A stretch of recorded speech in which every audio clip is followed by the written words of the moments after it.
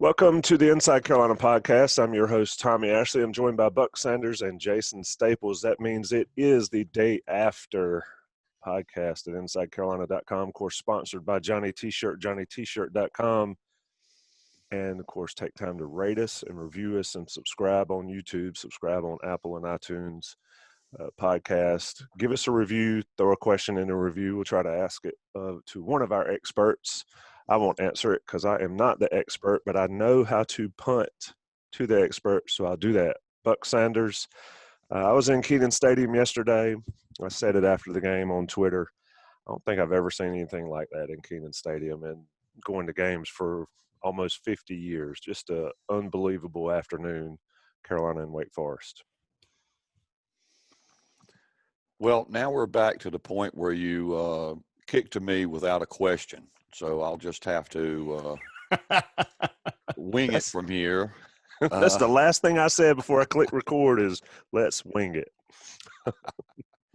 Well, this is Pile on Tommy weekend, and I'm sure you'll dig it in. You'll get into that. Oh, my God. Joey Powell ate you alive yesterday on IC Live. He just feasted on you. Yeah, nobody, Tommy, you're not alone. Nobody has ever seen anything like that in Kenan Stadium. I mean, it was amazing from so many perspectives. One was, midway through the third quarter, we were all saying, hey, we've seen this movie before, against Florida State, Virginia. And for North Carolina to go 14 up and score 35 unanswered was amazing. And just, following Twitter and looking at the Inside Carolina game thread, the defense received a, tongue lashing like hardly ever seen before. I'm going to just say that the Fire Longo contingent, at Inside Carolina on the message board has turned into the Fire Bateman contingent. It's always fire somebody, but the defense, finding itself midway through the third quarter, 5 possessions in a row, Wake Forest went punt, punt, punt, punt, downs. And that's what allowed the comeback. Without that, you could have had 2 Sam Howells on the team and 3 Javonte Williams, and it wouldn't have done any good. So, I was really happy for, guys like Dommy Brown and Daz Newsome and Javonte Williams and Michael Carter, because they just really showed out. And, to do that in Kenan Stadium, though albeit without a crowd, still it was just very touching in a lot of ways to see those guys be able to show out, especially after what they endured in 2017 and 2018, where they just would have no chance to let their talent shine the way they did yesterday. And, I think as much as, a lot of people may have criticism from yesterday, there are things I would criticize as well. And, I wrote about this in my column today, but the thing that was, to me, stuck with me more about Sam Howell's performance is that I thought he did an incredible job getting rid of the ball when there was nothing there. Out of his 45 attempts, he completed 32. I'd say a good 8 of those. I'd have to go back and count, but I'd say a good 8 or more. We're sorry we woke you up, Jason. If you're not watching on YouTube, sometimes you need to see the unspoken banter. I bet he threw that ball out of bounds at least 8 times yesterday. And I think that is a terrific marker going forward in terms of Sam learning to get rid of the ball instead of trying to force it in a tight window and get a bad result. So I think maybe even beyond the 6 touchdowns and the 1 rushing touchdown and the 550 yards, to me, that was probably the most impressive thing about Sam's performance yesterday is he's learning now. And I think that's a mark of the coaching he's receiving to, don't take that chance if you don't have to. I mean, I can see it in certain circumstances where you fight to the last possible second and try to make something happen. But in this particular game, Sam did what he needed to do. He got rid of that ball rather than taking a sack or, risking an interception by, trying to force it in a tight window. So that's kind of my takeaway, aside from my final one, which would be we'd be talking about be having a much different podcast today had they not pulled out that win. That's my new puppy talking to you in the background. Maybe she can wake you up, Jason. That's it. You got another puppy. My children want us to get another puppy. We already have one, so. And you did great, Buck, with no question. I mean, see, I don't even have to ask questions, and you can talk for a few minutes about and pontificate on Carolina's win. So I'm impressed. Jason, we'll talk about Sam Howell, and I agree. That's a great point. He threw the ball away yesterday. I still remember Longo flipping his lid. I believe it was at Virginia when Howell scrambled, and then took a bad sack. But let's talk about the elephant in the room that everybody's talking about. Wake Forest scores to go up 45-24 with little under 7 minutes to go in the third quarter, and then the comeback starts. I said off air, and I say it again, and I'll say it forever, Wake Forest was just putting on a clinic.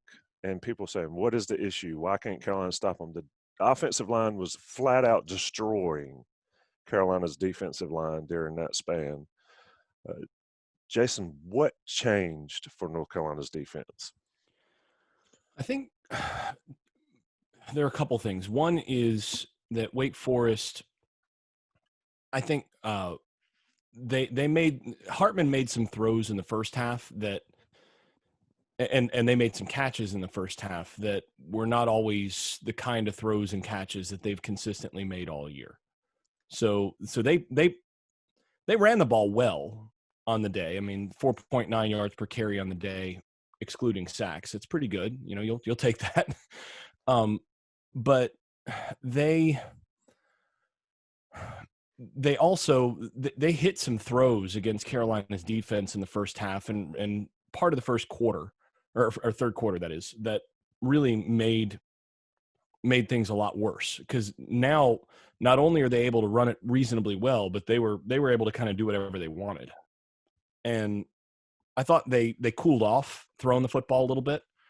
Hartman missed some throws in the second half that he didn't miss in the first half. And I think that was part of it. There were a couple seams and things like that he missed that I know he'd want to have back. And so I think that's part. The other part is that I thought Carolina was just a lot better in terms of their overall execution, both in the secondary and especially in terms of their pass rush lanes and their run fits.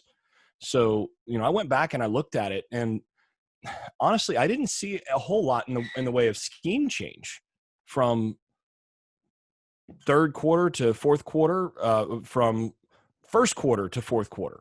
I mean, by and large, Bateman didn't change a whole lot. And some people might be upset about that and hearing that, but there wasn't a ton of change. I mean, there were a couple personnel changes that were made that I think are interesting. I mean, you saw the high school kid come in at corner and played most of the second half. Guy who should be in high school came in and played pretty well at that corner position in the second half.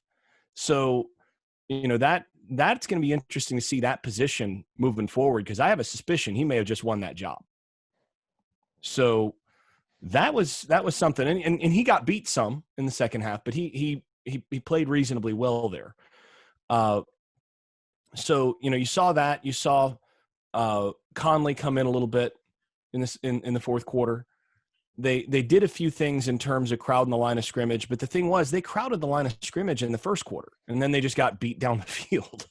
So, I don't think it was a scheme change that changed things. What I saw guys not out of their gaps as much, and I saw when they were rushing the passer, the guys were more consistent with their pass rush lanes and more disciplined overall.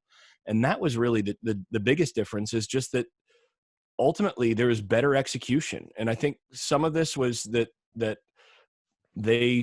some of the vets in particular, Vohasek in the fourth quarter had himself a day. He looked like he somehow got fresher. And I mean, they played more players up front in this game than they have recently, but he looked fresher and was able to get some pressure on the inside in the second half, particularly in the fourth quarter. And then I thought when they started the comeback, they were able to use some inside backer blitzes that actually hit. So instead of getting picked up, they were able to get a couple of blitzes where Surratt in particular was able to get in the backfield, and there was the one really critical one on the last stop where the ball game's tied. That was a blitz that I don't think they'd shown the rest of the game, and I haven't seen it a whole lot this year, and that's one I'll probably break down for this week, because they lined up Gimmel in one A gap, and they had him work across to the other A gap just to basically move an offensive lineman to get Surratt a free run to the quarterback, and it worked perfectly. And so there were a couple of little things like that they did that were timely, some really good timely calls. But for the most part, it was just guys not getting their butts kicked as much as they had in the first half, guys doing their jobs and their assignments a little bit better, and Wake missing some throws that they'd made in the first half. And, you look at it, first half, Wake Forest averaged 8.6 yards per play. Second half, Wake averaged 4.7. And that was spread pretty evenly across the second half, 5.3 in the third quarter, and then 4.0 in the fourth quarter. So Carolina's defense got incrementally better over the course of the day as they started to figure out Wake's rhythm and started to figure out a little bit of how Wake does things.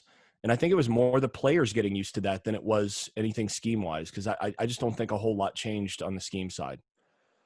Yeah, they put the young guys in on the line. But talking about Sam Hartman's day, I'm looking at QB progression, and it's a fascinating graphic that I always check out. He completed the touchdown pass in the third quarter.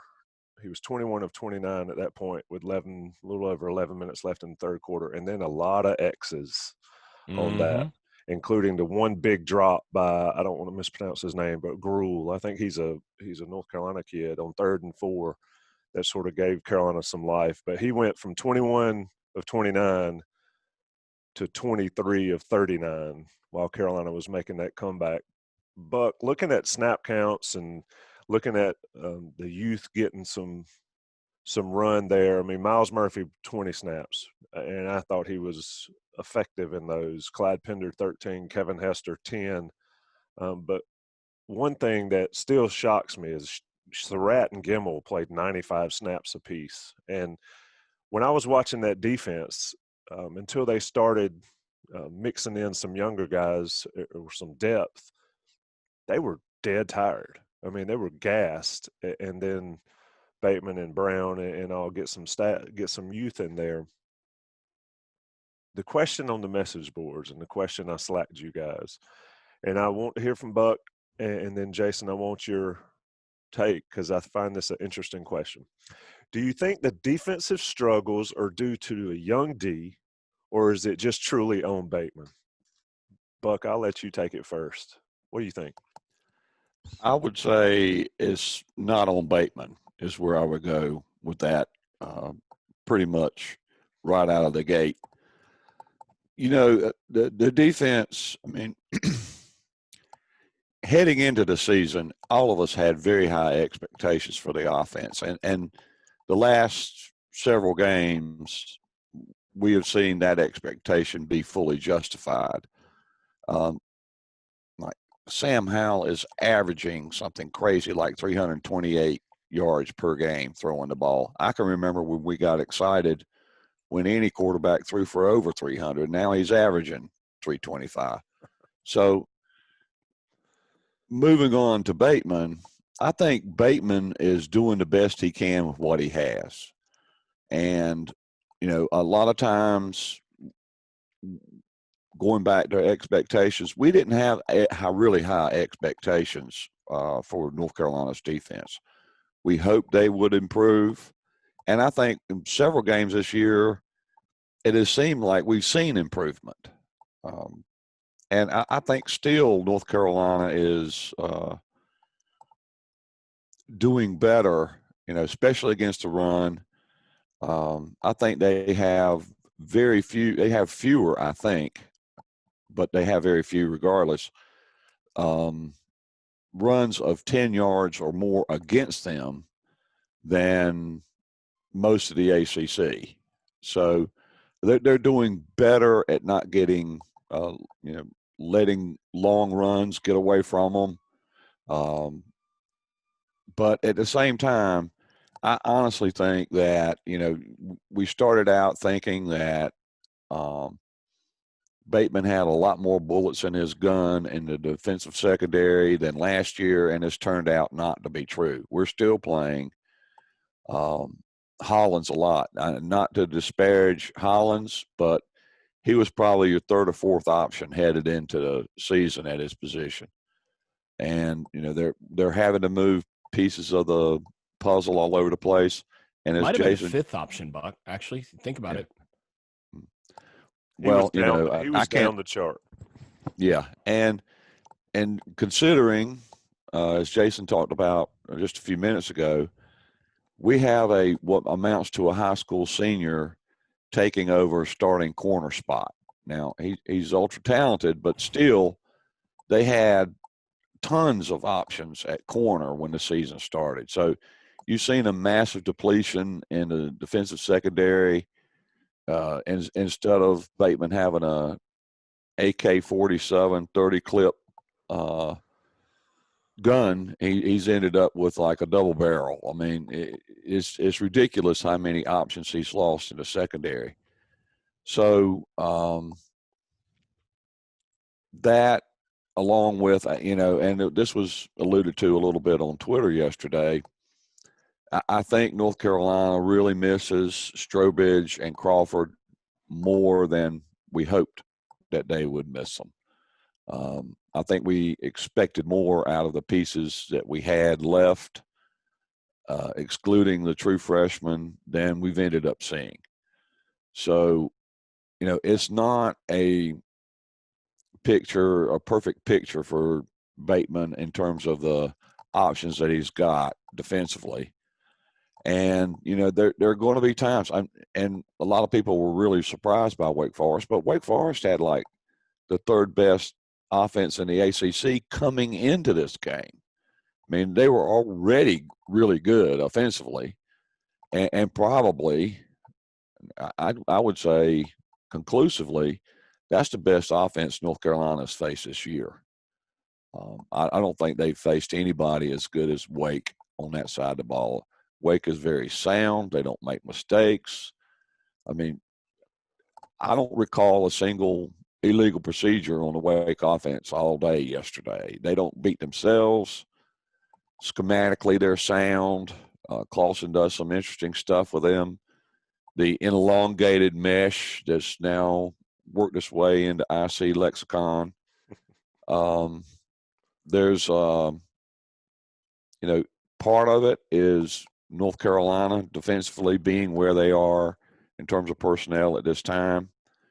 And part of it is Wake Forest is just really good on the offensive side of the ball.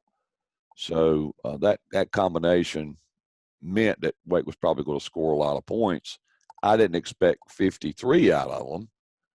But, you know, I'm happy with the win. And I feel a little better now that North Carolina has a bye week. Maybe they can get some of those defensive guys back that have been missing. So we'll see what happens. But to your point, Wake Forest offensive penalties, 3 accepted for 10 yards. They had a grounding that they got right back on another penalty on Carolina. Had 1 false start and then had delay of the game late. And then the defense had 1 holding penalty.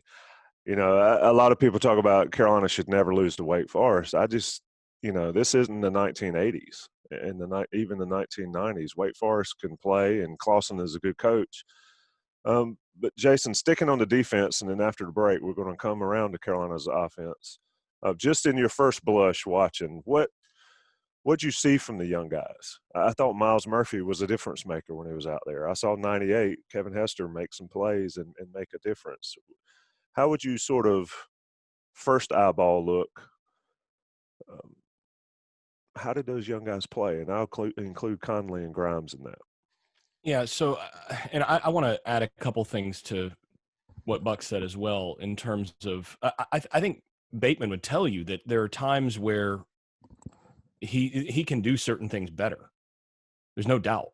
There are a couple times where he's gotten too predictable against certain looks, when we line up in, this particular nub set, we know that this is going to happen. So there've been some cases where that's happened, but the reason you get predictable, by the way, is because you are limited. It's like, okay, well, if I do this, then I'm asking that guy to do something I'm not sure he can do. So you've got to find ways to be creative in certain cases. And I think Bateman would say that there's some on him for some of the struggles that his team has had, no doubt, that his side of the ball has had. But I don't think it's a choice between, this is a young defense versus, it's all on Bateman, which is what the question asked. I'd say it's a question of whether this is an untalented defense. It's not just a matter of youth. It's a matter of a lack of talent. And the good thing, and this brings us to the young guys, is that when you do get to those freshmen, now you're starting to see some talent. But you do see things like, there's that key play where they drew Miles Murphy off sides. And you could see the young guy just hands on his head going, oh, come on. And that's the price you pay for young guys playing, right? You're going to get some of those mistakes. You're going to get a guy in the wrong gap. You're going to get some things.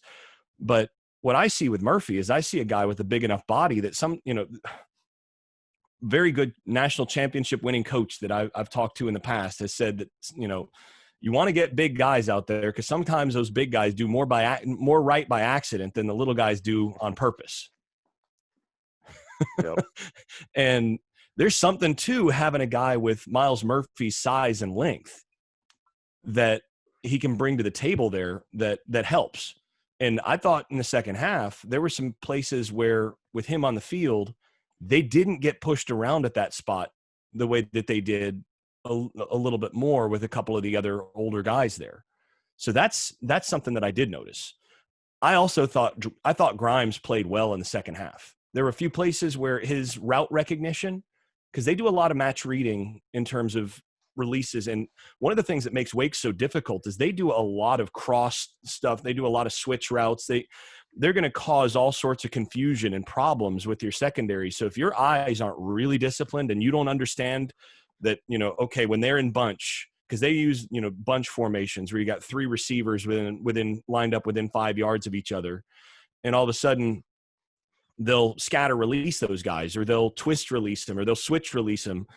And you've got to know, like, okay, that was my guy when they lined up. But now, instead of being on the number 1 guy who's the furthest to the outside, now based on how they released, I've got the number 3 guy, and you've got the number 1 guy, and you've got the number 2. And all this stuff has to happen seamlessly, or they're going to get a guy wide open. And when you have a secondary, this is the third thing, is it's not just a lack of talent where you have some talent issues, particularly up front with the older guys in particular. But it's also, and this gets back to what Buck had said, when you're starting the year and you've got Storm Duck, who's one of the best corners in the conference. He's a younger guy, but he's one of the best corners in the conference. And you've got him on one side, and then you've got the Clemson transfer whose name is escaping me Kyler McMichael. Yeah, Kyler McMichael. On the other side, as your starting two corners, both guys with experience, both guys who are older. And then you got Patrice Rene as your third guy, who's a multi-year starter and an NFL prospect, but he's coming back from injury. Those are your top three corners. And then you can stick Trey Morrison in there in the slot. And then you can juggle some of, and then you've got, Woolfolk at safety. You've got a bunch of guys that have played a lot and played together through camp and everything else, right? And so now when a team lines up and they're like, okay, we're going to line up in this bunch and we're going to run a switch route, a switch concept, or we're going to scatter release them, or we're going to run a follow concept, which can get really hard because now you've got one guy releasing and then another guy releasing in his footsteps. And you've got to be able to match that just right, or one of them is going to be wide open because, okay, I've got to take this guy and, he's my release because he's the first vertical release to the outside. I've got to take him. And the other guy's looking for an inside release and it never comes because another guy's in that guy's tracks. Well, an experienced secondary that's and secondary, this is the funny thing is that actually on the philosophy side of things, when you talk to coaches, defensive backs and offensive linemen are actually very similar in terms of their responsibilities. Things get flipped. So this is where wide receiver coaches and defensive end coaches talk about how they're actually, in terms of releases and certain techniques, they have to teach a lot of the same stuff. There's a lot of overlap there. And I actually learned a lot as a wide receiver in college by one of my best friends on the team was an offensive tackle who then went on to play in the NFL. And he and I went after each other in the summer where I would try to get off the line against him. So he would be in press coverage like a corner against me, lined up in his offensive line stance, and then I'd have to get off the line against him. Well, you know how hard it is to get off the line against a guy with a I think he had like a 6'11" wingspan. You better have really good footwork, and your technique had better be really good. Your hand technique has to be good because as soon as he gets his hands to you, it's over for me as a 195-pound wide receiver. That's the same thing that a defensive end has to do. So wide receivers and defensive ends are doing a lot of the same stuff. And secondary players and offensive line are doing a lot of the same stuff. It's just spread out. And when you talk about offensive linemen, I know Ingersoll's talked about this a lot, and we talked about this on the Game Plan podcast. When you have the same five that are starting for a long time and that have been playing together in camp and all this, then when you have a twist from the defensive linemen or different things like that, they can seamlessly react to that because they've done it together before and they can work as a unit. Well, when you have a secondary, it's doing the same thing. It's just more space. And now all of a sudden you get a twist, you get, switches, you get different things like that from the receivers. And all of a sudden, if you don't have guys that have played a bunch in the secondary and have played together that can communicate without having to talk and all this stuff, you're going to get guys running wide open. And we saw quite a bit of that, especially early in the game. Wake Forest came in and they said, look, we can push you around up front and we can confuse you in the back end because those guys have not played a bunch of football and they've not played a bunch together. And you got some young guys out there, and we think we can give you this concept that's going to cross these guys down the field here. I mean, they ran a deeper mesh concept with two over routes. One of them came wide open because guys just didn't switch it right. It's fascinating. Touchdown, and then you get a bunch concept, and you scatter release, and two guys took the outside release, nobody took the inside release. There's nothing wrong with the scheme there. What you're dealing with is you're dealing with guys that have not seen that enough times to where they just automatically respond. And again, it's for those who've played basketball, it's, switching on defense. You can call the switch, but if you're a really good defense, the switch call is courtesy, right? You're already, if you're having to wait for the switch call to start switching, it's too late. And so you have to seamlessly, I've played next to this guard before, and I know how he how he's working, and I can feel where he's at, and we're going to switch automatically. And we're both calling switch. That's what you got to have. And they got cut up on the back end because of that. So it's a combination of guys that have not played together a bunch in the secondary. So you're getting miscommunications, you're getting guys who've moved positions, right? When you're changing positions and you're doing all this, it's hard. If you've got Storm Duck and Kyler Michael back there, and then your third corner is Patrice Renee, and you've got Woolfolk back there, and you've got, one of the safeties there, and then you've got Trey Morrison as your fifth guy, I'm willing to bet that you give up probably 17 to 24 fewer points in this game. Yep. Just because you don't have the busts in the back end. And you're playing exactly the same coverages. You're playing exactly the same you're playing exactly the same stuff. The calls are the same, but you don't have the busts. And then if you have next year's defensive line with Miles Murphy, with Pinder, with actually your best guys hurt, right? All of these guys are going to be out there next year. If you add those guys there, all of a sudden that changes things in the run game. So I know a lot of people get frustrated to hear this, but it is personnel more than anything else. Now, ultimately, and this is what Bateman himself will tell you, it's on the defensive staff to be able to coach those guys to understand where they're making mistakes, to help them recognize things quicker, and to put them in, and to make specific calls in specific situations that do simplify things for them. And that's something that they're doing what they can to do. The thing that, if I'm evaluating the coaching in this game, the thing that I'm looking at and I'm saying Carolina's in good hands on the defensive side is precisely that you gave up over 8 yards of play in the first half, and then you give up just over 5 in the third quarter and 4.0 in the fourth quarter. That's telling me that there's a lot of coaching that's happening on the sideline that says, okay, guys, look, here's what they did. Here's what you're seeing. This was the bust. This is what we did wrong. When you see this again, you got to do it this way. Let's work through it. All right, here's what we got. Okay, when they do that, where and you quiz your guy, and you're starting to see that guys are starting to get that a little bit. And again, going back, I actually, while Buck was talking, I was looking at the couple stops on the recording I've got of the game, and I do see that the secondary was tighter.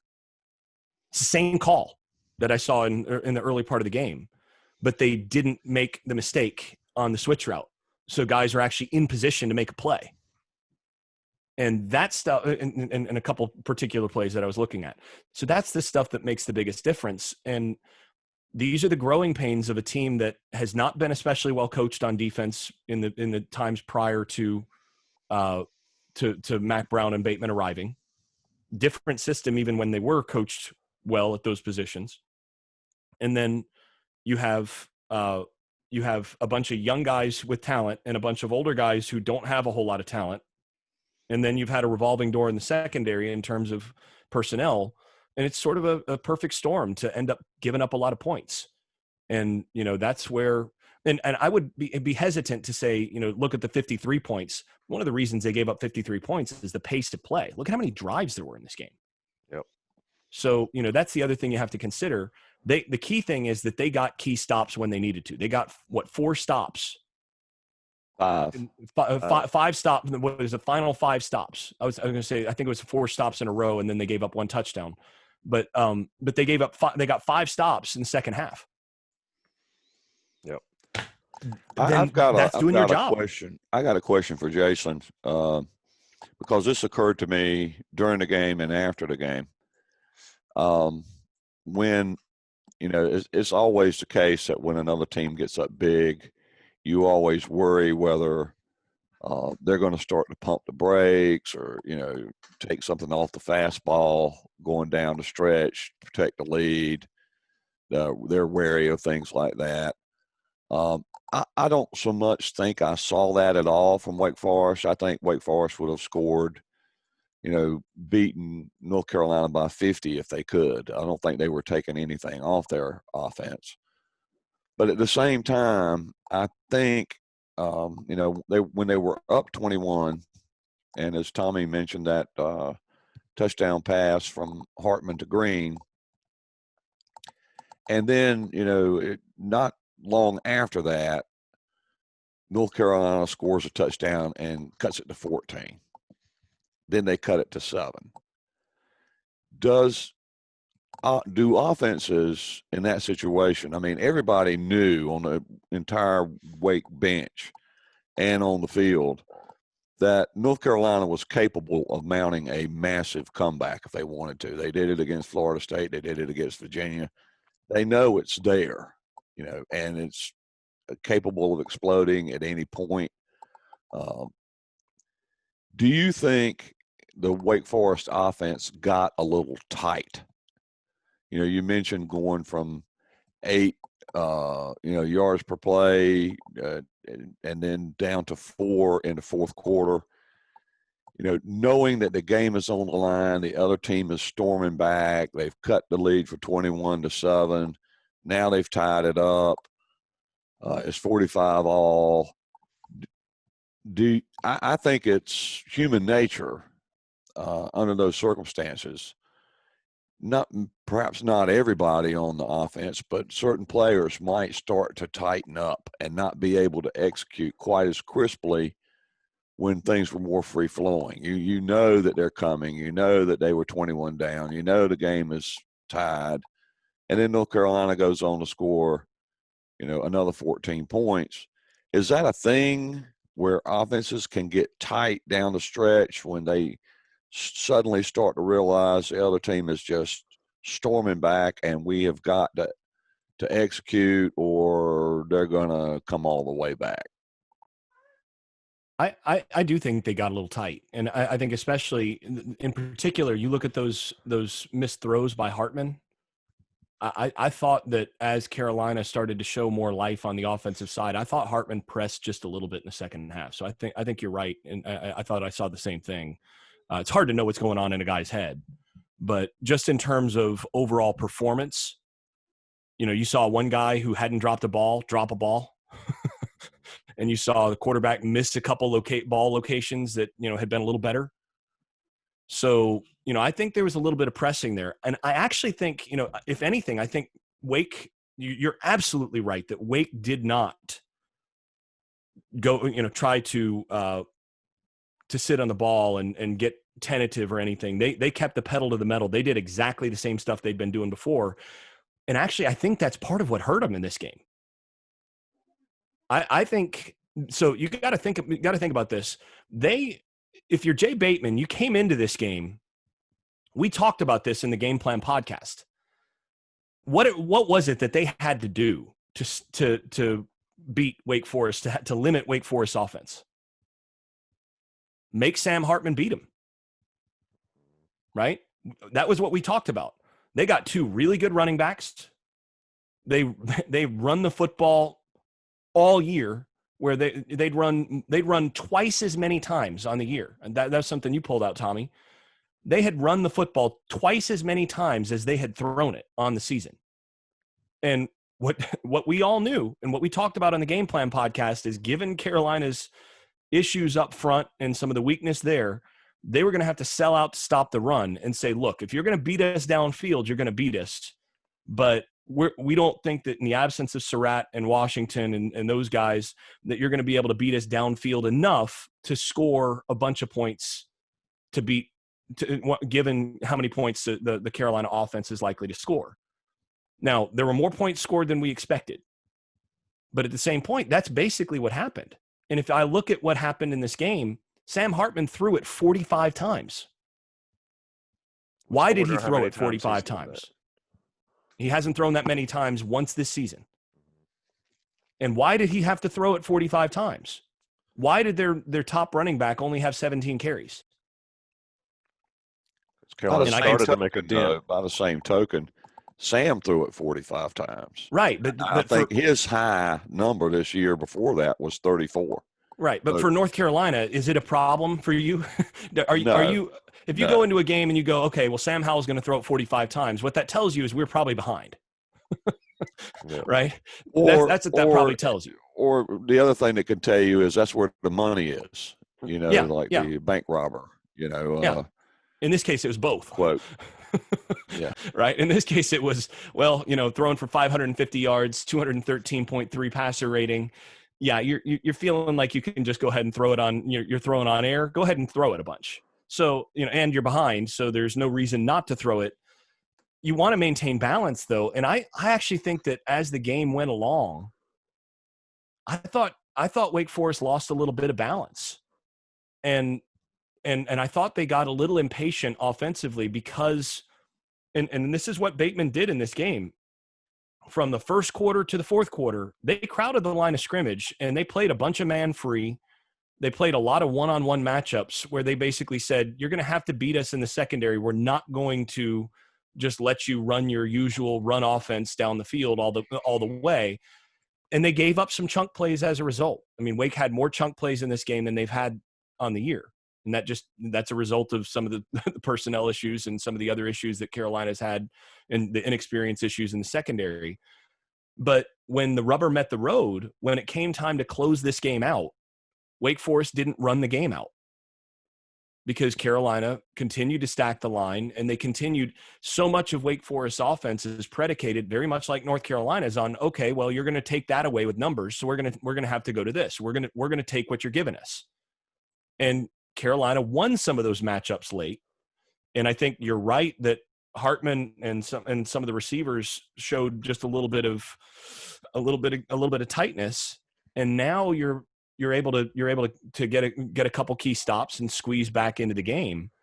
That I think, again, that goes back to a little bit that's the game plan. That's what you came into the game saying, look, if we can force Hartman to throw it 45 times, I feel like we're going to win the game. Even if we give up 400 yards, if he's throwing it 45 times, then that means that they're not just able to run at will and run the clock out. And they weren't able, when the game came to it, they weren't able to just hand the ball off. And I think they actually got a little bit gamed out of it, just in terms of formation and who was in the box and all of that. I suspect actually if I'm the Wake Forest, if I'm doing my self-evaluation, if I'm doing my self-scout after this game, as the offensive coordinator, offensive staff, I'm probably kicking myself a little bit that when I'm up 21 points in the second half, that I didn't just start running the ball, even against the numbers, and say, you know what, you're going to have to stop me running it. I know that's not the way that they always do things, but if I'm them, I'm starting to think, we probably should have just started handing the ball off and tried to go 4 yards at a time all the way down there, run some clock, and kept the ball away from them when we had the 21-point lead. Yeah, the stats bear out what you're talking about, Jason. If you look at the second half, Wake, 19 carries, 1.4 yards a rush, threw it 26 times. You take away the last drive by Wake Forest, I believe, which was a 75-yard drive. Even including that, Wake had 212 yards in the second half versus 394 in the first. So I think it had a lot to do with Carolina's conditioning. I think it had a lot to do with some young guys getting some run and producing. And I think it's a lot, what you're saying is Wake Forest. Look, we sat behind the Wake Forest bench for this one. You could see a dramatic difference in the mood on that bench when Carolina cut it to 14, and then when Carolina cut it to 7. Those guys went from laughing and joking and doing what young guys do when they're ahead to definitely the butthole pucker factor was coming in. And then, when Javonte runs over number 8, I think the ball game was over at that point. And I mean, the reason I mentioned that play, and I want to talk about Carolina offense a little bit, even though, like Buck, you said off air, there's really no need to sunshine pump too much because it is what it is. And everybody saw what we saw there. Yeah, it's pretty ridiculous. But number 8, and I don't mean to call out individual players, but number 8 had been chirping the entire game. And then Javonte does that to him. Jason, I know everybody wants to see you break down that play, but Buck, that sort of summed up Javonte Williams' year, I think, is a running back. I mean, He's a lead fullback on that play, and he wipes the guy out, which grown man. Yeah, the GIF on there doesn't show the thing that made me kind of giggle, and that was Michael Carter just bunny hopped the guy. Like, he wasn't even in the way. But, Buck, what'd you think of Javonte's performance yesterday in light of Sam Howell going nuts? I mean, Javonte still comes up huge for Carolina. You know, we're so blessed to be able to watch Javonte Williams play football at North Carolina. It's just unbelievable. And, the numbers kind of bear this out. Javonte Williams doesn't have Michael Carter speed. Just put it that way. He's not the fastest breakaway guy, that you've ever laid eyes on. He's not Amos Lawrence, for example. Going back, to a previous place and time. But this guy is always the hammer and never the nail. I mean, when he's running the ball, he's gonna try to avoid contact. There was a player in North Carolina used to have, I think his name was Rufus Brown. That it almost seemed like he would aim for defenders and try to bowl them over and keep running. That's not Javonte's style. He's got a little bit of wiggle. Yeah, he's got a little of that, and he tries to not let defenders get clean shots at him, and but he's got decent speed. But what he's got is this attitude is, if you're going to take me down, you're really just going to have to prove it to me. You're going to have to prove that you can get me on the ground, because I'm not going easily. And just watching that in motion every single Saturday, one of the funniest things was, I think the announcer said that Wake Forest let Javonte score late on that 20-yard run or whatever he had for the touchdown. I think they were right, by the way. That they let him score? Well, yeah, I think so. There's also business decisions being made, Jason. Yeah, that's what I'm thinking, is that, I think by the time you get hit by Javonte 3, 4, 5 times, you're just less inclined to, go full out, on trying to bring him to the ground. And I think that's borne out in PFF's missed tackle stats. Those tackles weren't so much missed as they were avoided. They just, hey, I'm going to go through the motions and take a stab at it, but I'm not willing to get all of that, on the tackle. So yeah. By the way, Javonte should not have scored there. You think he should? Okay, you could. Yeah, you can enlighten us on that in a second. But they let him. I'm confident. The interesting thing is, I think that the announcers are right that they let him score. The interesting thing here is that Williams has had enough runs like this on the season where guys have made business decisions that it's actually an open question as to whether or not this was just normal business or whether they let him score because that's the way he's run all year. Yeah. But I agree, if he doesn't score, if he scores there and it puts Carolina up 8, then I agree with you. But when it puts Carolina up 14, you always going to take that, right? Mm-mm. Nope. Yeah. Nope. The situation it doesn't here, make sense to me as a strategic decision. The decision here is that they have basically no way of stopping the clock. If he goes down inside the 5-yard line, you run it North out. Carolina can kneel. And, I got you. And then there's zero chance at that point. I mean, you've basically cut the chances of a loss to however many zeros out there before you get to the 1 and after the decimal. That this is where the best case scenario for Javonte there is to get the gain down to the 1 or 2 yard line and slide, and then because there were what, 2 minutes on the clock at that point, or 2:20, and I think Wake had 1 timeout left. So at that point, So at that point, the proper thing to do, and actually this was a coaching mistake on Carolina's side, you should be telling your guys, look, we need to get the ball inside. We need to get a first down. If you have a clear path to the end zone, you get inside the 5 and you go down. Because at that point, with one timeout, they can stop it. And then you're going to get 50 seconds between each play. You can kneel, ball game's over. There is no chance that they can win that game. The only chance that Wake Forest had to win the game at that point, and that's why they went for it on fourth down there.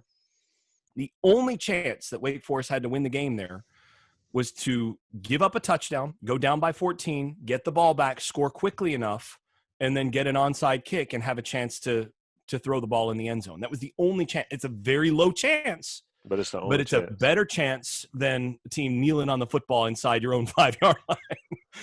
So but that's why he should have gone down. Yeah, I agree with that. Good luck telling a college I know. Kid that it's hard, but if you're going to have a guy that's going to listen and do that without any questions asked, it's going to be Javonte Williams. Yeah, absolutely. And that's why it was not a selfish play by him. It's just, like I said, he wasn't told, and he should have been. And then what did he do to seal the game?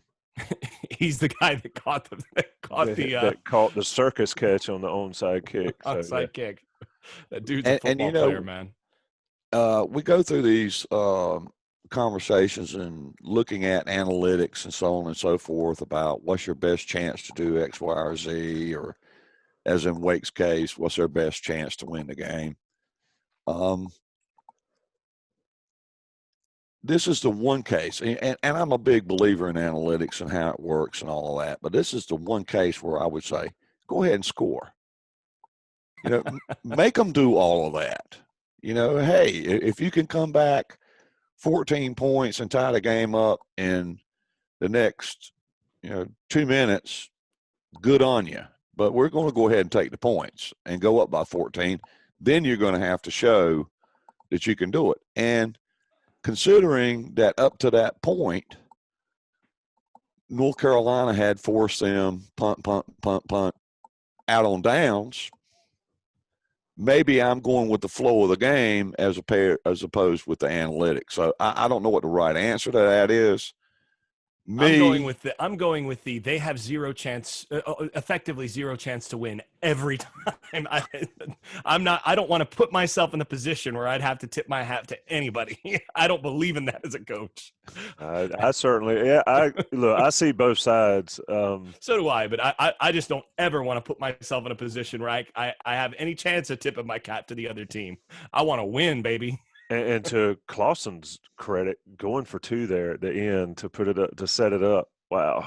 I thought Clausen was pretty solid in the post-game presser. He talked about give credit to Carolina. They basically stacked the box and forced us to throw the ball, and we couldn't get it done in the second half.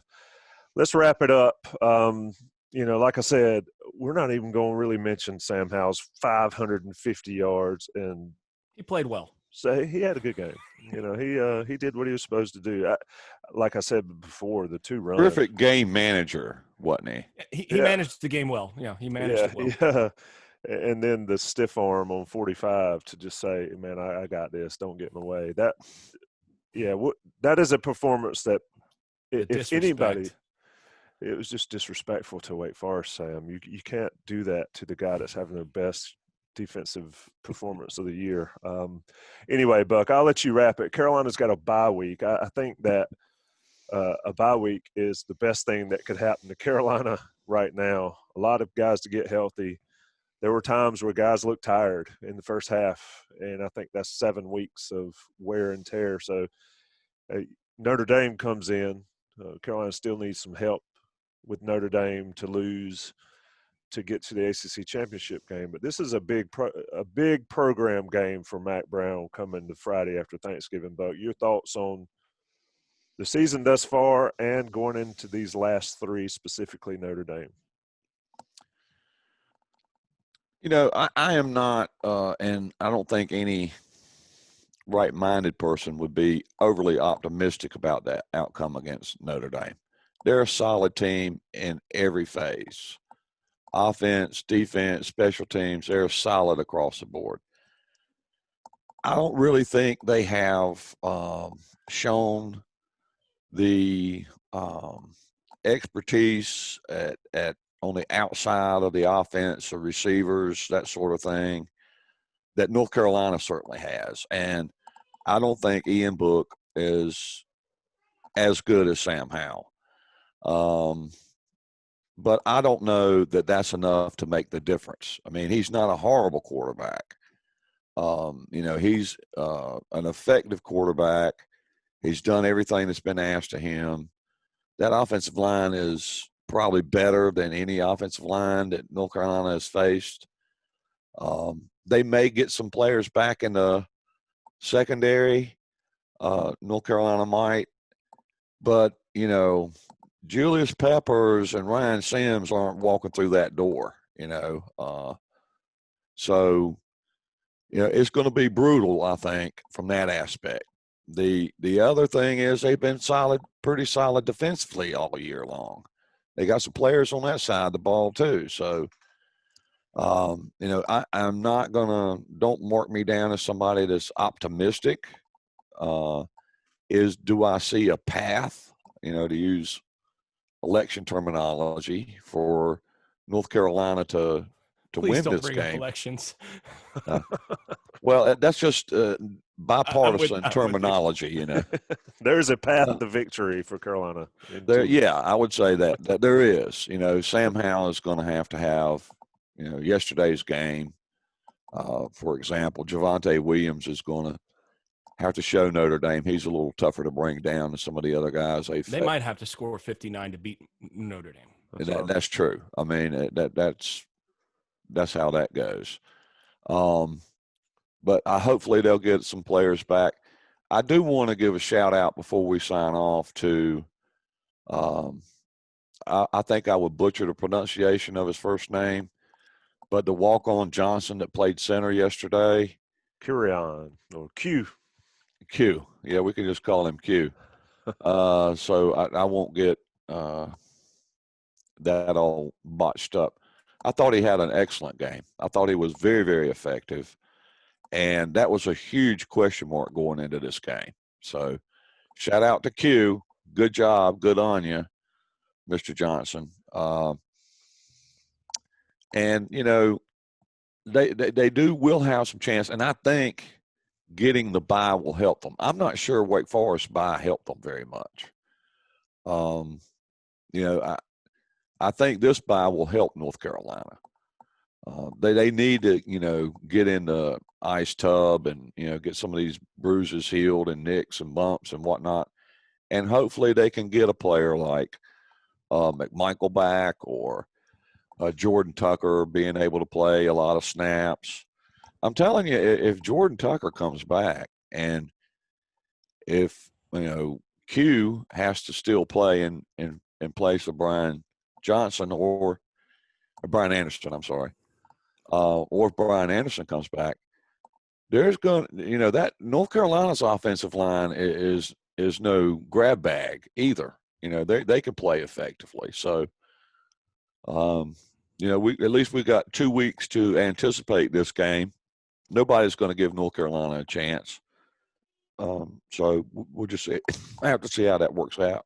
The other thing is that a bye week happens to be the week when you can work your young guys into a lineup and really work a bunch.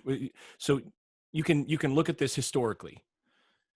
Every year you'll see whenever a team's bye week is the week after that is when you start to see the most young players playing. Now, Carolina got an early bye week, which it was so early, and they had actually multiple weeks. It was so early that they didn't get to benefit as much from that, but you did see some young guys starting to play a little bit after that. This is the week that really gives you a chance for those young guys that are kind of on the cusp of really being able to contribute or being able to play. The bye week is when you can rest some of those older guys. They get in the cold tub. You cut their reps a little bit, and the younger guys are able to get worked into the action a little bit more before you go into game prep the next week. And you can make sure that those guys know their assignments and know what they're doing and all of that. And that allows you to be a little deeper with some of those more talented young guys coming into the last part of the season. So this is a really critical week for those guys. Yeah, and Buck, you mentioned Jordan Tucker. He played 72 snaps yesterday, but he needs to get hands free out of the club and get ready for Notre Dame. I think if I predicted this game, Notre Dame Carolina game now, it's not going to be pretty. Maybe the next 9 days or so will change that. But I agree with you, Jason. Carolina's going to need to put up 600-700 yards and score in the 50s against Notre Dame. If it's the exact same score at the Friday after Thanksgiving and Carolina's on top, I don't want to hear a soul complain about the defense or anything, because that's what it's going to take. Anyway, guys, it's always been fun. Buck Sanders and Jason Staples joining in the day after podcast. It's a bye week, so the schedule will be a little different. No Inside Carolina Live show, and it'll take me a while to get over yesterday or Saturday's Inside Carolina Live after the abuse I took from Joey Powell. You should talk about that email you got, Tommy, before you get off the air. So anybody that listens to both, I made the mistake of saying a certain band rocked a little bit, and so I caught hell on it all show long. And I want to send a shout out to whoever the wonderful person was that signed me up for the Nickelback fan club. Appreciate that email. Oh my God. Got an email. I'm a member of that fan club. So if I find out who did that, there will be consequences and repercussions. But it's all in fun. And, yeah, it was a fun show. If y'all haven't been listening to Inside Carolina Lives, you're missing out. Had a great interview with Kevin Reddick, who is doing his mobile training stuff. You need to check him out on. Did we give a shout out to Johnny T-shirt? I'm about to. Oh, okay. I didn't hear it. Usually you do it a little earlier. Yeah, and I didn't do the read mid-show. I'll add it in on the audio version of it. But Johnny T-shirt's been great. They've been selling that throwback jersey. Wow. For a long time. Yeah. So those unis were pretty tough yesterday. They looked good, I thought. Yeah, I do like the Argyle or the Targyle, but if they went back to those uniforms from yesterday, I would not complain. They look strong.